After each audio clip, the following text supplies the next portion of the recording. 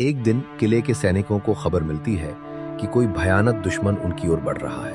पूरा किला अलर्ट पर आ जाता है। तभी एक लड़की शियाओ में वापस लौटकर बताती है कि उसने पहाड़ पर एक रहस्यमयी अंतरिक्ष यान देखा था जो जमीन के अंदर कुछ खोज रहा था।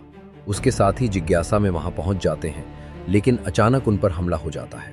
कुछ ही सेकंड में लगभग सभी मारे जाते हैं और केवल शियाओ में किसी तरह बचकर किले तक लौट पाती है। उसकी चेतावनी के तुरंत बाद भयानक एलियन राक्षस किले पर हमला कर देते हैं। सैनिक पूरी ताकत से लड़ते हैं, लेकिन गोलियों का उन पर कोई असर नहीं होता। विशालकाय राक्षस किले के दरवाजे तोड़कर अंदर घुसाते हैं और भारी तबाही मचाने लगते हैं। शियाओ मेई के पिता जनरल हान लोगों को सुरक्षित जगह भेजते हैं और खुद मोर्चा संभालते हैं, लेकिन दुश्मन बहुत शक्तिशाली होता है। ऐसा लगता है कि पूरा किला खत्म होने वाला है। तभी आसमान से एक और अंतरिक्ष यान उतरता है।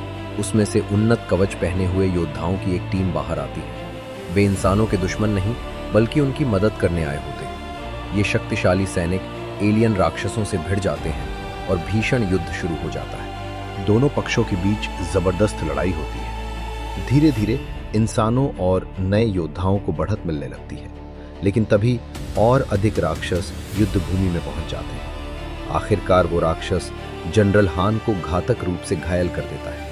शियाओ मेई अपने पिता को बचा नहीं पाती और उनकी आंखों के सामने ही उनकी मृत्यु हो जाती है। उसी समय एक स्टील योद्धा पहुंचकर उस राक्षस को मार गिराता है। युद्ध समाप्त हो जाता है, लेकिन जीत की कीमत बहुत भारी होती है। सैकड़ों सैनिक और कई योद्धा मारे जाते हैं और पूरा किला लगभग तबाह हो जाता है। ये कहानी साहस, बलिदान और इंसानों की जीवित रहने की जंग की कहानी है, जहां कुछ बहादुर लोगों ने पूरी दुनिया को बचाने के लिए अपनी जान दांव पर लगा दी।